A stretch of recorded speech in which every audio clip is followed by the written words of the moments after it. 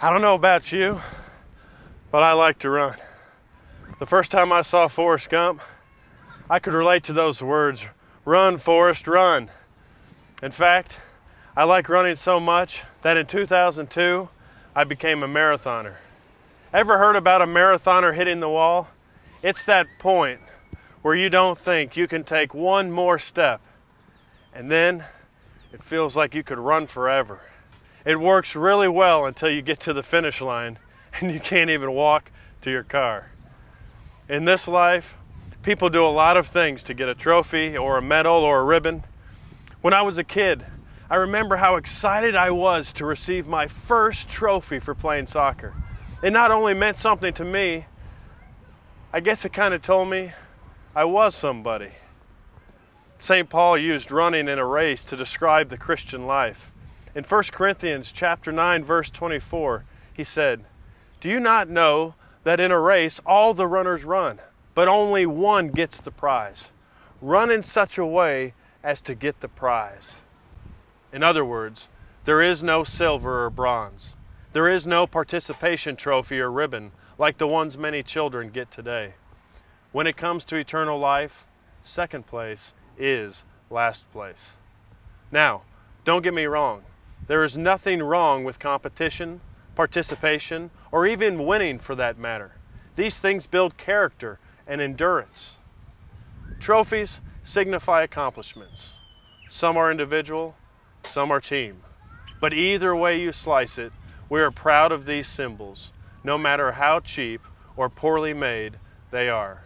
They stand for something.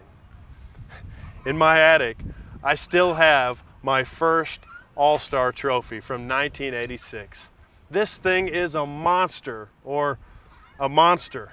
And while it's seen its share of abuse over the years, I can't bring myself to part with it. Just a minute. You see these medals? These are all medals I've won for running. Most of them are finisher medals to prove that I made it the entire distance. Even though they hang in my closet on a metal hanger, my 4-year-old daughter is impressed with them. She thinks they're cool. I think they're cool too, and I'm proud of them. But in the end, does it really matter? St. Paul continued in verse 25 of 1 Corinthians chapter 9. Everyone who competes in the games goes into strict training. They do it to get a crown that will not last, but we do it to get a crown that will last forever. I think personal accomplishments and achievements fulfill a deep need for every man. The need is validation. We all want to be validated by our peers, especially the men we have a deep respect for. And why? Well, it all boils down to the fact that our sinful nature thinks it needs more than what we are in Jesus Christ. We are God's children with a promised inheritance of eternal life. What else should we need? But in this life, there is a problem. Children often think of God like their father treats them. If a boy, for instance, can never measure up to his earthly father's demands or standards, he will often feel he can't measure up to God either. But it's not about measuring up. You see, your Father in heaven doesn't approve of you because of what you do or don't do. He approves of you because of what Jesus did for you. It's kind of like this. I'm wearing a Lance Armstrong Live Strong shirt. Now let's say I had to enter the Tour de France.